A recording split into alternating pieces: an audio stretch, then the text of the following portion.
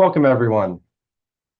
Five Wishes is pleased to present today's Practice Community webinar. That's what it's all about, elevating humanity in advanced care planning. I'm Dave Simonson, Vice President of Operations for Five Wishes. It is my pleasure to host and to introduce today's webinar. This webinar is being recorded, and note that all participant audio is muted. If you need technical help with the webinar, please click the Q&A button on the lower bar of your Zoom screen. Describe your issue, and we'll do our best to help. This presentation will last up to 60 minutes, and we encourage you to ask questions throughout. To ask a question, click that same Q&A button on the lower bar of your Zoom screen and type your question for the presenters. It's now my pleasure to introduce Kathleen Taylor, our Five Wishes Healthcare Program Director, who will facilitate our webinar today. Kathleen? Thanks, Dave. And thank you all for joining us to have this important conversation today about elevating humanity in healthcare and how advanced care planning can help us do that. Advanced care planning conversations have tremendous potential to improve communication and build trust between people. And when we do advanced care planning really well, we at Five Wishes know that these conversations can help us explore, truly understand, and honor the humanity of the person that we serve as our patient. And importantly, also to extend and exercise our own humanity in that encounter. Today, we're going to have a conversation about how and why to hit that mark of elevating our shared humanity in providing healthcare and specifically advanced care planning. We're so lucky to have our expert panelists with us here today, and I would like to introduce them now. We have Dr. Lucy Kalanithi. She's a clinical associate professor of medicine at Stanford University and an advocate for patient-centered care. She's the widow of Dr. Paul Kalanithi, author of the best-selling memoir, When Breath Becomes Air, which was nominated for the Pulitzer Prize, and for which she wrote the epilogue. Dr. Kalanithi has implemented novel healthcare delivery models in primary care, hospitals, and health systems, and served on leadership boards for TED-Med, the Coalition to Transform Advanced Care, and the American College of Physicians. She's presented at TED-Med and appeared on NPR, PBS NewsHour, Yahoo News with Katie Couric, and in the Washington Post, the Wall Street Journal, Elle, and the New York Times. Her award-winning podcast called Gravity explores what becomes possible when we think about hardships differently. Welcome, Dr. Kalanithi. We're glad to have you. Dr. Matt Tyler has over a decade of experience helping people living with a serious illness to create personalized medical care plans centered around what matters most to them. He's cared for people in the hospital, the clinic, and even at their homes. He serves as the section chief of hospice and palliative care at Ascension Healthcare and is the creator of How to Train Your Doctor. It's a coaching platform designed to help patients and caregivers confidently make medical decisions related to serious illness at the end of life. He specializes in creating educational, bite-sized videos that cover a variety of topics related to hospice and palliative medicine, and I encourage you to check out his latest content on YouTube and Instagram. Welcome, Matt. Good to have you. We also have Paul Malley, who's the president of Aging with Dignity, a role that he's held for the past 22 years. Paul's a national expert and advocate for quality and dignified care at the end of life. He's served on the Florida delegation for the White House Conference on Aging and has guided the efforts of several aging advocacy groups to improve policy on advanced care planning and patient rights. He's testified before state and federal legislative bodies in favor of patient-friendly policies and is a frequent national presenter at palliative care and aging advocacy conferences. And he's also presented at international conferences on improving end-of-life care. And he is my friend and one of the nicest people I know. Welcome, Paul Malley. Good to have you all. We're thrilled to gather all of you and to have this conversation today. And as all of you may know, and as those of you listening may know, Five Wishes was created. That's the origin story of Five Wishes It was created to help elevate and preserve the humanity of people as they consider and as they experience the end of life. Working in Mother Teresa's homes for the dying, Jim Toohey saw clearly that people needed the opportunity to define dignity for themselves, and that it makes a difference when people share what that means with those who will care for them. What we see in our Five Wishes training and our facilitator certification program, we emphasize communication skills. We emphasize that connection between the facilitator and the person you're facilitating with. And what we see over and over again from people who go through these programs is that we want to connect, both as the clinician, the facilitator, and as the patient. People are hungry for that connection. People want to do this. They want to know how.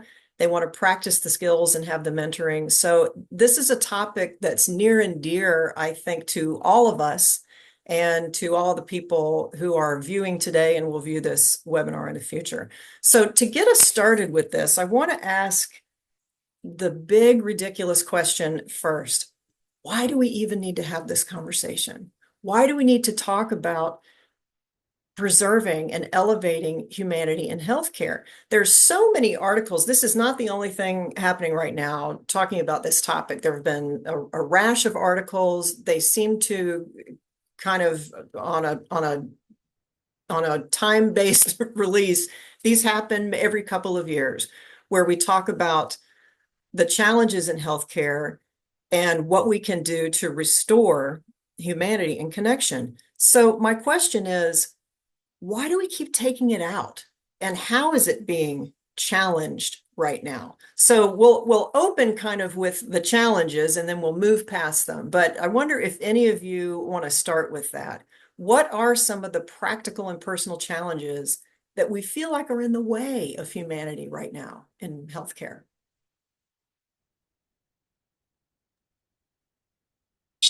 I'll take a crack at it. Great, thank Um, you.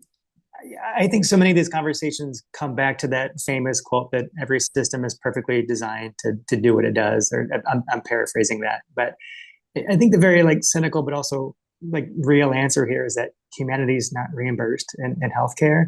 Um, the system is putting so much pressure on everyone to do as much as possible, and I include patients and caregivers in that as well, if not the top of the list, frankly. Um, Doctors have more responsibility and more demands on their time than ever before. Patients and caregivers are dealing with more complex medical illnesses and living situations with still very little home supports. We're asking a lot, and I think a lot of people are just trying to get through the day and just do what they need to do to get through the day, and it's very hard in a pressure cooker situation like we have to like pause or linger in a room or check in, because I think we all sort of like don't want to know the answer to some of that stuff, right? Because we want to do those things, but we also want to have the time to do those things, and we want to have time with our own families and time to recuperate and relax at the end of the day. The system is really making it hard to do what I think people want to do. It's just there's not space for it. Yeah, there's a lot of it that's just kind of intrinsic to what healthcare is like now. Anything to add to that, Paul or Lucy? Yeah, I agree. I think when we think about caring for somebody who's seriously ill, whether it's a family member or a patient, I think that's one of the most intensely personal and human things that we can do, right? Take good care of somebody who we love, take good care of our patient. Um, as a family caregiver myself, I know when my mom was sick and she had cancer, we wanted her to have the best oncologist that she could have, who knew the best information, who could give her the absolute best clinical care that I couldn't have provided to her. We needed that specialist. And at the same time, when my mom needed to think through conversations about, okay, where do I go on this treatment decision? We needed to reflect and understand what was most important to her as a person, for me as a son to know that, and for me to help her doctor see and understand that too. So I think that's where we all kind of meet at this meeting point of advanced care planning, because this is the space where we do have the opportunity to ask patients, and patients and family members, caregivers, have the chance to kind of fly the flag and say, this is who this person is. This is what's important to them. This is what we all need to know when decisions have to be made. And I would say if it's done well, if advanced care planning is done well and the conversation can be had among family members and with the healthcare providers, if it's not just a form that's saved somewhere and forgotten about. Keeping the humanity in it is what it's all about. Yeah. And we hear about, I think there are some efforts to improve this, but we hear stories about advanced care planning. It's not just advanced care planning, but advanced care planning specifically being reduced to I don't want to vilify the electronic medical record, because it is as much a blessing as it is a curse for all of us. But I do think that sometimes in the interests of efficiency and in the interest of being able to measure things, there's a reduction sometimes when it's a pull down and it's yes or no for an advanced directive. That's really not a complete question, nor is it a complete answer. So it's something that it's a functional, technological, systemic kind of issue. And that's happening to all kinds of the interactions that we have in healthcare. We need to kind of put them in a box and measure them at the end of the day. Lucy, you look like you want to say something here. Well, it's just making me reflect. It's making me reflect on the idea of advanced care planning in general, because I think even if there's like the little checkbox that's yes, no, and then there's the actual document, and then there's the conversations, and then there's what happens in the moment, and then there's your real actual life, and it's all sort of like telescoping, right? And so I think this is one of those things in healthcare where it is a document, it is a like checkbox, but it's also this like giant meaningful, loving, messy thing. And I hear you saying, like, if all you think about it as is the little checkbox, that's just this tiny little pixel in a big picture, right? And then I think there is a flip side, by the way. This isn't where I meant to talk about this, but I just think this is an interesting discussion where even as far as you get in a conversation and in completing, documents, I think in the moment of making these decisions, like Paul was describing with his mom, or I'm here because of this family caregiving experience with my late husband, it is so hard and uncertain and emotionally intense and beautiful and terrible to be making these decisions in real time. And I think ultimately, when you're getting back to this question of humanity, I think like being with clinicians who understand that and who can help you sort of tease out, like, especially if someone can't speak for themselves or make decisions for themselves, who is this person and what is important? And this document gives you the right to speak for them, but like your whole understanding of them as a person is what you're really bringing to this. So I think the humanity piece kind of flips back in, where even to enact advanced care planning, it requires like seeing and witnessing and understanding and knowing and acknowledging the messiness and the like full humanity of a person. So I don't know, when we're talking so far, I'm just sort of toggling between this idea of, right, like binaries, like yes, no. Yeah, it does feel like that. Yeah. And I think to your point, it's important, I do believe, for us to acknowledge and to name these challenges that people experience in the practice and in the receipt of healthcare, to that humanity and that connection. I think it's important to talk about them so we can address them. And we'll do some more of that in this conversation. But I also really want to do what you're talking about, which is to celebrate the humanity that already does and can exist, and that's inherent in it's, advanced care planning is a little oasis sometimes in healthcare. It's not a panacea, but it's a time when we do get to ask people, who are you? And what really matters to you? And how do you want this to go? That's different than a lot of what we experience in the routine receipt of healthcare as patients. So I want to kind of keep that balance today where we talk about the challenges so we can acknowledge them and think of ways to address them, but also just celebrate what this thing is, this humanity thing that we're talking about today. So thank you for that. So with regard to that, let's talk about that. Let's talk about that relational realm of humanizing healthcare and how advanced care planning specifically, I mean, we can talk about the whole larger subject, but I really want to keep us, every once in a while, bring us back to advanced care planning and how that's a place where we can do that, where we can find that point of connection between the person who is often the healthcare professional and the person who is in that moment the patient and or the family. So you Lucy, you said in I think it was your in a TEDx talk, you talked about how completing an advance directive is an act of love. It's a pact to take care of somebody, and it codifies the vow to speak for you and honor your wishes.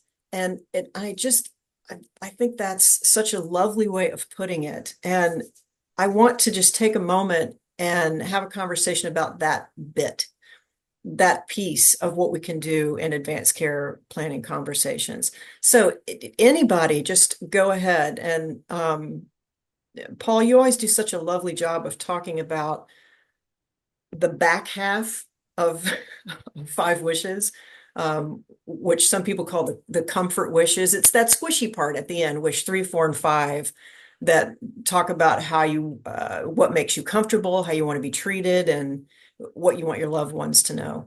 And you've told me stories about the difference that has made for you personally. So I wonder if you can share about that. Sure. And I think so, picking up on Lucy's idea that this is an act of love too.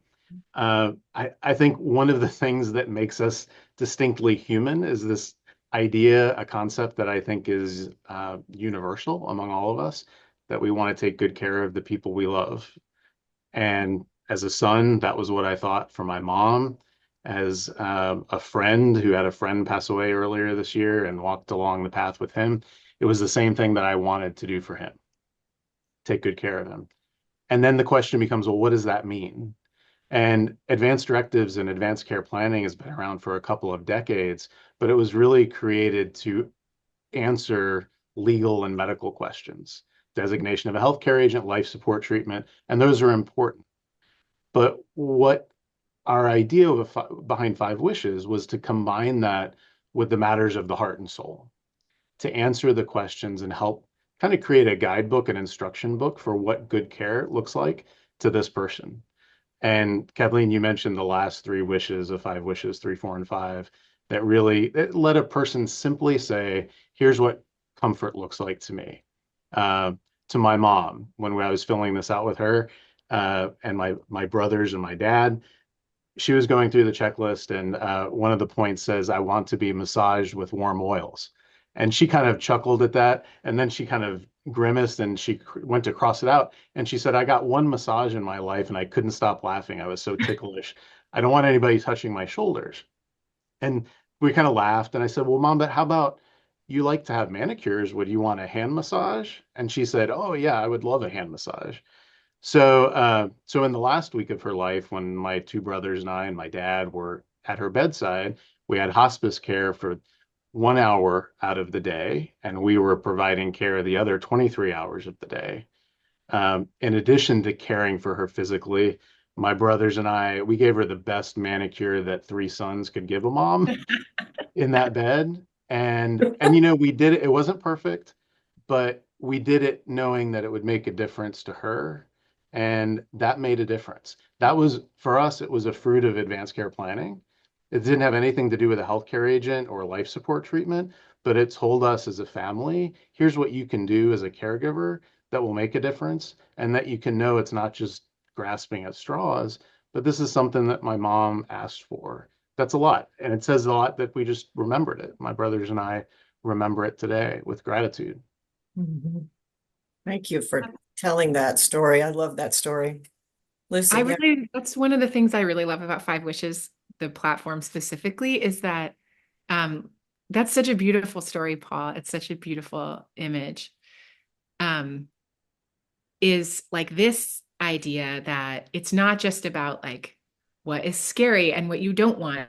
It's about who you are and what you do want. And one of the things my late husband wrote when he was dying was sort of thinking about this was um, until you actually die, you're living.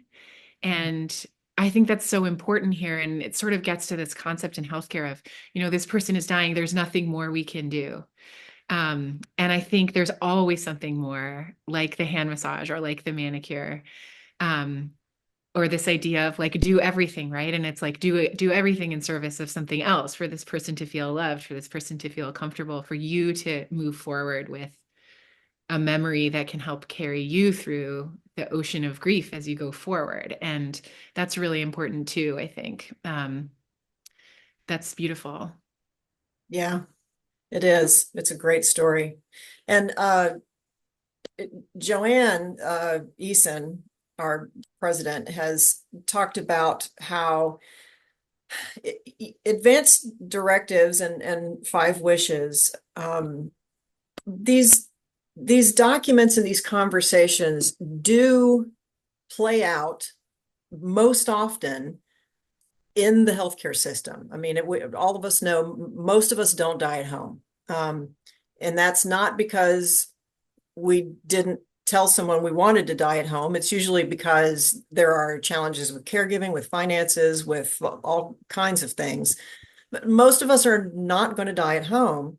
And our humanity is, as Joanne was saying, best understood by those who walk closely with us. So advanced care planning is one of those things that it needs to happen. Healthcare professionals absolutely need to know how to have these conversations and all the different places in someone's lifetime where it's appropriate to have them. But it's also, advanced care planning is also a family issue.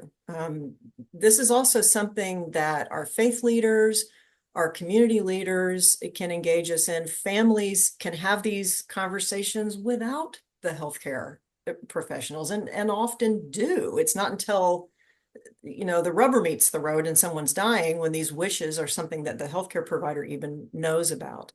So I kind of want to ask this to you, Matt, specifically. You do such a good job of taking what can be a challenging, overwhelming concept and making it into something, just a little thing that a person, whether they're the patient or the provider, can consider. I wonder what your thoughts are about helping people outside of healthcare to have these conversations more often and think of them as kind of a community and family endeavor.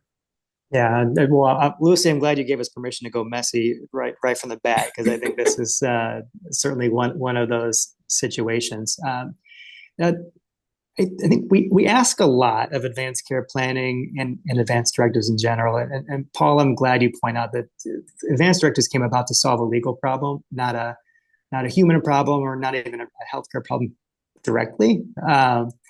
And I love that we're trying to do something more human with them, but I think often you can sort of feel like we're trying to square peg round hole when we come up with an advanced directive that's going to be all things for all people all the time. And I think what's often the tricky part for people when they engage in these conversations and plan for the future is that it's really hard to do that out of context. I think that it's one thing to sit down with your family and talk about like what you'd want in a hypothetical future where you've got some like Hollywood heads up about what's going to end your life, and you can sort of plan for that months or years in advance. And it's another thing when you're in the hospital actively sick and you're trying to figure out, should we do more fluids? Should we do more antibiotics? Like, should we roll the dice and stay in the hospital a little bit longer or go home? It gets, yeah, that's where we ask a lot of the directives, and where I often encourage people to put the onus more on the clinicians to kind of put their nickel down and like tell them what they think's going to happen. But you're asking about, people talking to their families, and I think it is certainly for folks who like to have the option to have as much control over their future as possible, and able to hold that somewhat loosely. I think sitting down with your family and talking about your values and your priorities and how a serious illness would change them or not can be helpful. I think so long as there are mutually agreed upon signposts to say, when would we come back to this conversation? When maybe that's at a particular event like a hospitalization, maybe that's just like an annual thing, to make sure that we're still on the same page. Yeah, that makes sense. It's kind of a all hands on deck education effort. I feel like often that we're hoping to educate consumers, we're hoping to educate providers, we're hoping to educate community leaders. We're kind of trying to do this from all the different angles, I think, which is important, because you're right. It can't, the weight can't all be on healthcare, but this is an opinion. I do think that it is on the healthcare practitioner when you have a person in front of you and there is the opportunity to ask these questions. Then I do think it's our responsibility to ask the question.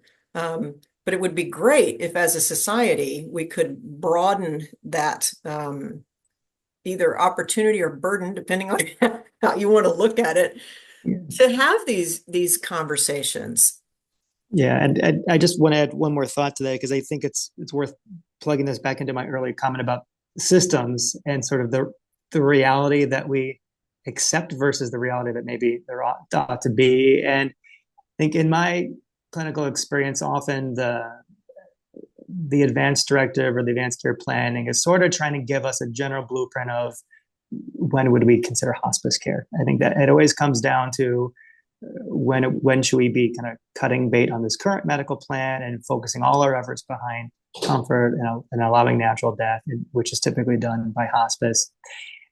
And I think it's worth pointing out that we invented that choice, like, with the hospice system, right? Like we force a choice between disease-focused treatments versus comfort-focused treatments, and we don't.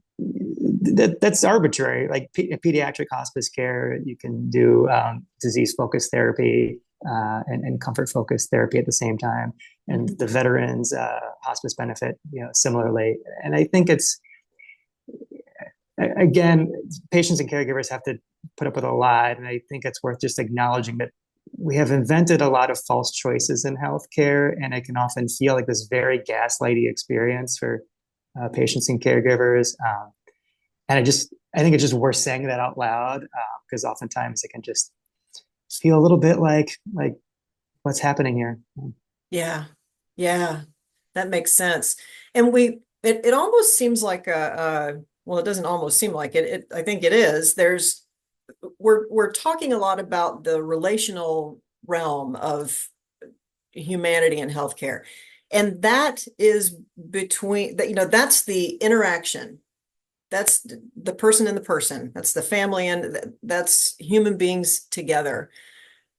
But that doesn't exist in a vacuum. There's also, we talked about some of the systemic challenges, and then outside of the systemic challenges, we are in a larger culture and a larger even field of healthcare. Even if we don't consider that we're in a death-denying culture, healthcare is a field. And we have some emphasis on efficiency and measurement that just kind of has to be carried out. Why? Because we have an inefficient system, and we do need to try and quantify what makes for high quality care.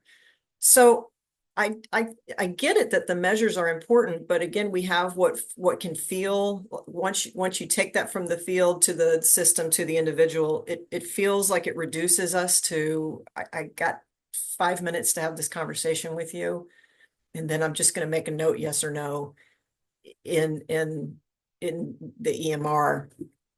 So I think that telling stories like you're doing is so helpful because it helps us realize that even with those challenges, this really comes down to moments of care. I saw that in an article I read that was actually in a business journal about creating luxury experiences, and they talked about moments of care. And advanced care planning is one of those places where you can, just by virtue of asking people these questions, create a moment of care. It feels personal. It feels supportive. Um, Help me out with that. What are some of the stories you have of just how do we know when we're doing it? What those moments of elevating humanity feel like and experience as a practitioner and as a family member? I have a couple things to mention. Yeah. Uh, I guess there's a big picture thing which was coming to mind as well, which is you're talking about like, oh, there's all these metrics and things that have to be measured, like things that sort of like have to be measured, things where it's like, oh, is this the only way we can get information about how everyone's doing? But it's so crude and it's so sort of like, yeah, again, binary, et cetera. But one thing that I've been really heartened by is all of the researchers and clinicians like asking different kinds of questions that are showing that the humanity piece is not distinct from the other thing. Like, for example, Tate Schwefeld's work that looks at the way in which clinician burnout is related to patient satisfaction and related to patient safety and quality. So, like even measuring the humanity parts can help link together like the business case for making some of these changes. In answer to your more direct question about what does it mean to have those moments of humanity, I guess two things sort of came to mind as I was thinking of coming to this session. One was the Presence 5 project at Stanford. I don't know if people have looked at that, but Donna Zollman was the leader of that. And I think it was Steve Ash and Abraham Verghese put together this project at Stanford that was actually a really laborious research project looking at which types of clinician practices foster presence with patients. And they did a whole literature search, and then they did a like Delphi panel expert review of gut check against experts who were clinicians and patients and community members. And they came up with these 5 things. One was prepare with intention. One was about listening, which had some sort of like operationalized pieces to it, like sitting down, leaning forward, eye contact instead of the computer, like things that are intuitive, but also hard to do and important to remember. Agreeing on what matters most, as we've been talking about, which is sort of directly ask the patient, connect with the story of the patient. So acknowledge what they're doing and consider the big circumstances, and then explore the emotional cues. And so that's naming the emotion, giving space for the emotion. And so it's interesting actually to sort of Presence 5 is an example of like really kind of like quantifying what those aspects of that are. And there's another study I like want to mention that also came to mind thinking about humanity and what does that mean and how does that like operationalize? How do we actually do that? There's a researcher also at Stanford actually called Aaliyah Crum, who I think is a psychology researcher, but she's done this research on the placebo effect. And the really interesting thing is a healthcare provider, clinician, competence and warmth in the encounter sort of like increase the placebo effect. But the placebo effect isn't actually bad. Or in this case, it's something where outcomes are really changing as a result. So the patient is more likely to adhere to the treatment. The patient is more likely to feel that they're going to get better, which can influence them getting better. And she actually does this study where she takes some kind of like allergen, like a local allergen, and injects it and makes like a little rash on the patient's skin. And then they had this study where they sort of vary the perceived competence of the provider. Like, was it a student or a fellow? Did they mess up the procedure or did they not? Like actual measures of competence that a patient can be aware of in the moment. And then they varied the warmth of the provider. So that was very similar things, eye contact, asking about the patient's experience. And they had the provider apply a cream to the rash and say, like, this cream is going to decrease the size of this rash. And it literally did or didn't. And this was like a neuroendocrine axis thing that, is a little easier to measure in the moment. But it really made a difference in the rash for this patient at a particular time. And they were able to measure it. And so anyway, those things come to mind in terms of your question about like what is humanity, and then also sort of echoing into why does it matter. And I think there really are sort of these real effects that are intuitive and everybody's experiencing themselves with their families, but also they're measurable to an extent, and they're distinct from the other things that the system does care more about. Yeah. Like outcomes or satisfaction or likelihood to recommend, or like actual measurable health outcomes as well. So that's sort of exciting. And I think the questions being asked really matter. It Um, is exciting. And I love just the statement and the realization that it is measurable. It is measurable, both the intervention, the humanity piece, and all the different ways that we look at how that looks in action. We can say what that is, and we can also perhaps measure that, and that we can look at the outcomes. We talk a lot about this stuff in our 5 Wishes training courses, in the communication skills, about the difference that it makes to have a practitioner who is indicating to you that they care about you. It makes all the difference. And I had I'll just say, since we're telling some personal stories, I had a challenging surgery earlier this year, and one of the most impressive parts of that really involved experience came from a place I would never have expected. The anesthesiologist came to my, I know, right?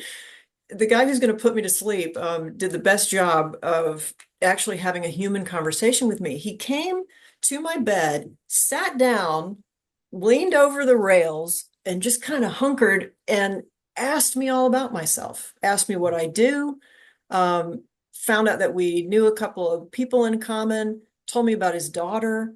It probably wasn't more than 15 minutes, but for a person who's terrified, right about to go into surgery, and that's the guy who can make sure that I live or not, I have to tell you that there was a real placebo effect from that, because I instantly felt confident. I instantly felt known. I instantly felt like he knows who I am now. He's going to take care of me. And he was the person who wheeled me into the OR, was that anesthesiologist who had the conversation. So it wasn't advanced care planning, but it was one of those moments of care. It didn't take him a long time. I don't think he went over his allocated minutes for his intervention with me. But it certainly it's all those things we're looking for. It felt personal. It felt intentional. He was really listening and really asking me questions like you would with anybody that you care about. And it made a huge difference. So I think that's kind of the characteristics of these moments that we're looking to create, and they don't have to take a long time. I think that's very true. I think it's about creating the space for them to happen. And then if you allow it to happen, it will. Mhm. And when I think about advanced care planning, and Kathleen, you mentioned electronic medical records, Matt, you mentioned that really there's no way that we can answer all the questions ahead of time in advance. I think the best use of technology would be to make sure that the information is accessible when it's needed, especially in emergency situations.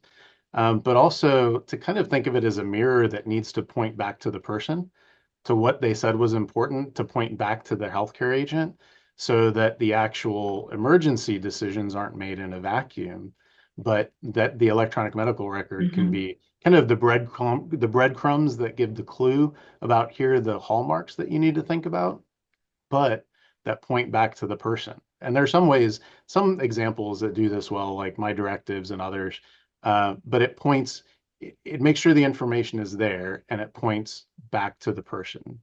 Two examples that I'll just drop off as quick ones that are simple to do. Lucy, you mentioned how much can be conveyed in eyes, and it made me, through our eyes, made me think of my mom in the middle of her lung cancer treatment. She contracted COVID in the early days, and she had to be hospitalized. And I was the person who brought her to the hospital. So you can imagine, I'm wheeling her in a wheelchair. I'm wheeling her into the emergency department. I know I'm not going to be able to walk past the waiting room.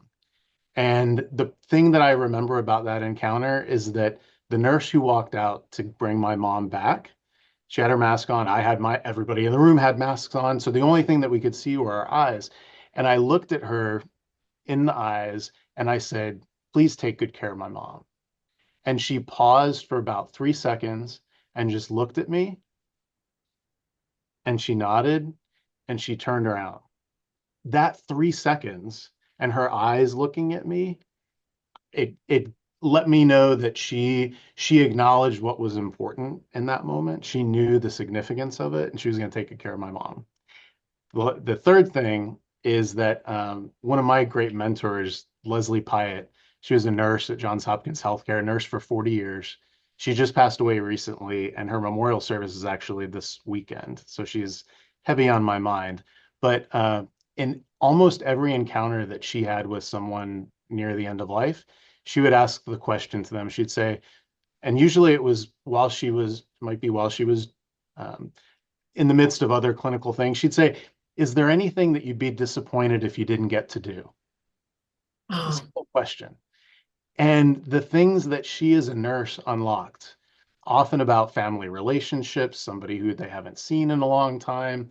And it was really incredible. Somebody who wanted to get married, somebody who wanted to talk to their sister who they hadn't talked to in forever. That from a nurse's standpoint was just acknowledging, I know you need something more from me than your medication right now. What is it? Makes a Wow, difference. that's powerful. I love that question. So thanks to Leslie. Yeah, that's great. And she's still teaching because through you, We'll continue. through everybody listening to that, that's a great question. Gosh.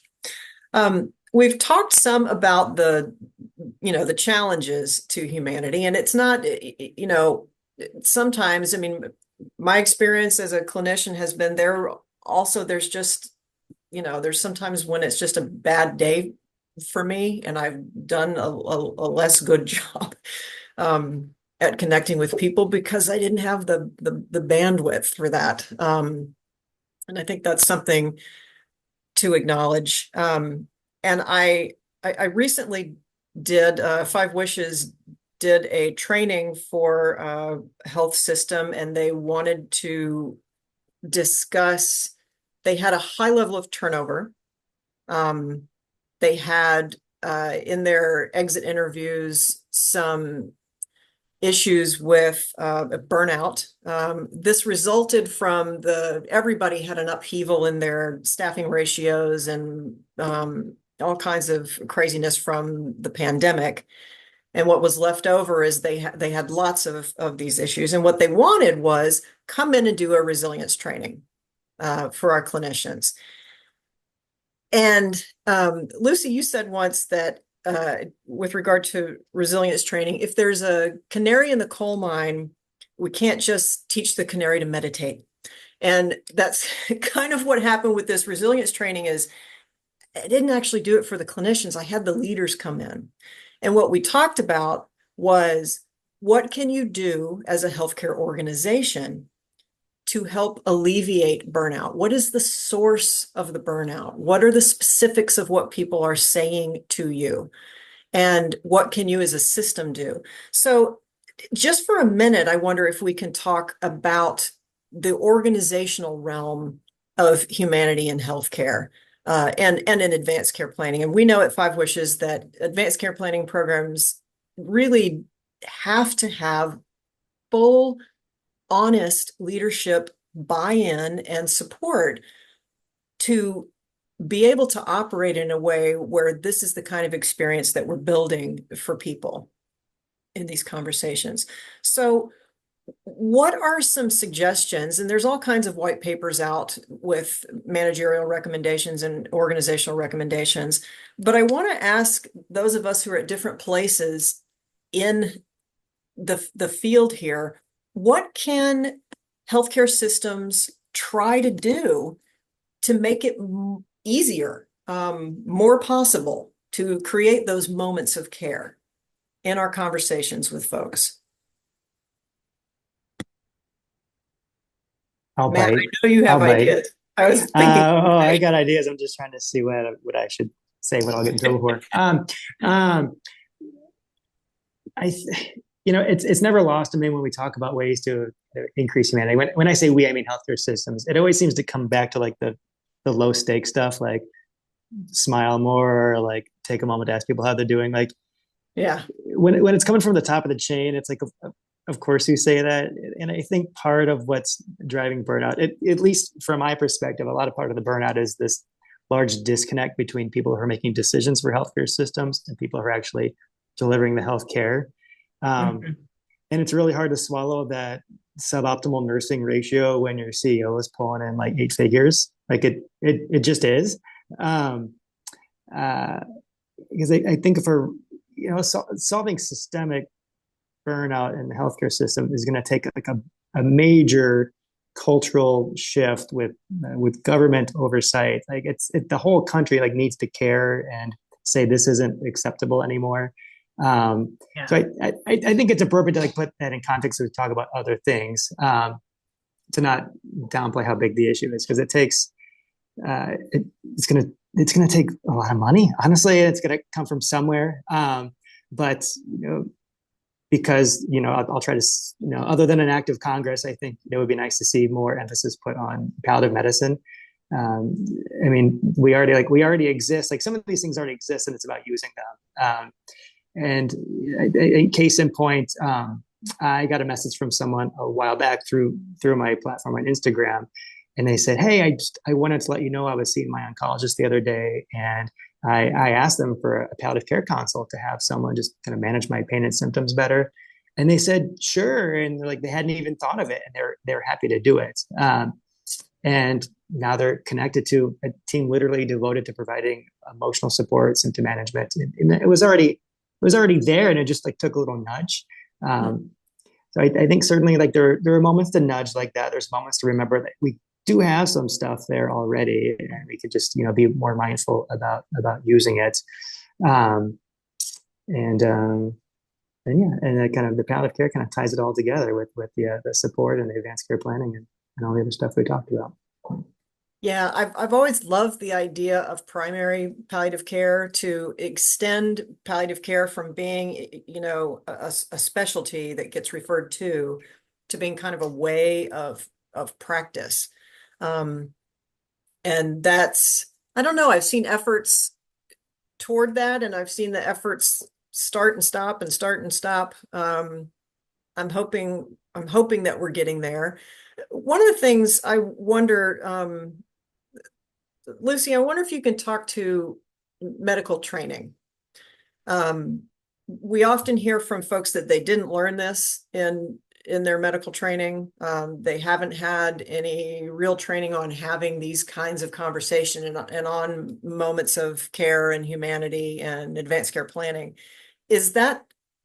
Are we starting to see changes just as a field? Is it something that's being built into the medical school curriculum? And it's not just medical school, nursing school, social work training. I mean, we have a lot of different folks who touch people.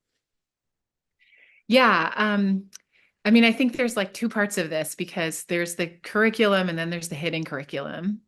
And there are so many curricular changes that really matter where this is coming out and these skills that we're talking about are being taught.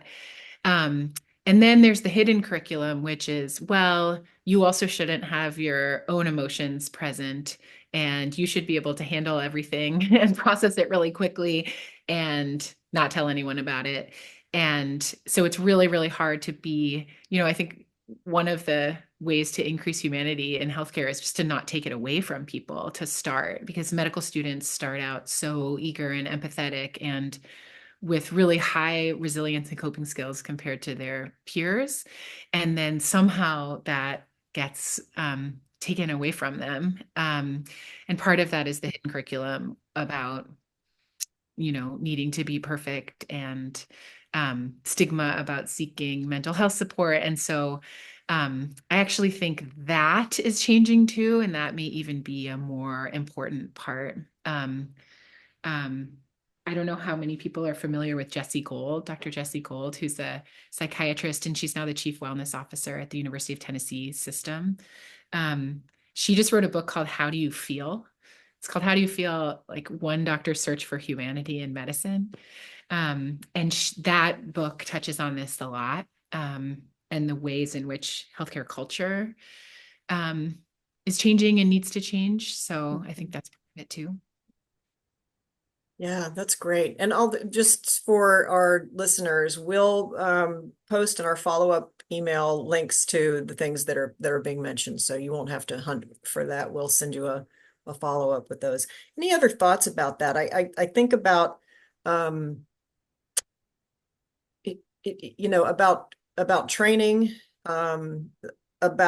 including I'm an emotional intelligence coach, and so much of that work, I think, just should, in any industry where you're going to deal with people, really ought to just be part of the training. But I also look at our measures. What about having, we had the triple aim turned into the quadruple aim, which was like, it was a bit of an afterthought, but we still got 4 out of it. But I haven't seen much about wellness as one of the most important quality measures, or a quality measure. Wellness and engagement of our clinicians as a quality measure. I think that individual organizations can do that. I haven't seen it coming across through our models as something that we're needing to report back. Has anyone else? Is that on the horizon, perhaps? I don't know I mean, we certainly, like, in our systems, will have like employee like satisfaction surveys, and they'll try to get a beat on like how happy are you with your job? Would you recommend this place as somewhere to work to someone else? And so I think there's that piece of it, but how they're measuring wellness beyond that and on a standardized level, not that I've seen, although I'd certainly be nervous if I did see that, not knowing, or rather knowing how multifactorial it is. And it begs the question, what are we going to do with this thing that we're measuring? How are we attempting to move the needle once we found the needle in the first place? I do think on a similar note, and getting back to Lucy's point about the hidden curriculum, I do think it's worth pointing out that these part of the hidden curriculum is this notion that empathy and bedside manner is like a thing that you have or you don't. When we know this, this is teachable stuff, and as long as we're plugging things that we love, I think this would be the great place to plug Vital Talk, was a nonprofit organization who's teaching clinicians how to have these like really difficult conversations beyond like the boilerplate Breaking Bad news that med students get now. That's not enough, frankly. It's not enough, and it's not frequent. Like, it's not frequent enough. You do it once and you move on, as if like, oh, like now you can do hard things. Good luck out there. Whereas, I mean, Vital Talk really adds a framework to this and has quite a rigorous training program in difficult conversations when you need to make high stakes decisions. So shout out for them. And again, like, coming back to like, this stuff is out there, but it takes a system investing and making this like the standard of of how they train, whether that's a medical school, residency, or a hospital system. Mm-hmm. Yeah. And thinking about the wellness of the team, it reminded me of I think it was about a year or so ago. I was talking with it was a large health system that utilized Five Wishes as their advanced care planning program, and they said one of the reasons that we stick with it is because our staff loves it. And the thing that the person said to me is that they often heard nurses and social workers say, "This is why I got into healthcare to begin with, to help take care of people and to understand how their suffering could be alleviated." And so I think just from a wellness standpoint, or thinking about the joy of practice of physicians and nurses and social workers, creating that space that allows them to practice in the way that they were inspired to lean into healthcare to begin with, there's a lot of opportunity there. Yeah. This has been such a great conversation, and we had some questions coming in. Lots of them look alike. So I'll just tell you kind of the theme of some of these questions is about technology. There are people talking about they now have to do these conversations through telehealth. Just for those people asking, we did a whole webinar on how to do advanced care planning well and make it effective, and all the humanity instilled in it. We did do a webinar on that topic, so we'll link back to that for those specific questions. But how do you think things like check-in kiosks and all the stuff that we're doing to create efficiency, and honestly, to reduce human personnel because it's cheaper, how are those things? I don't want to assume they're bad.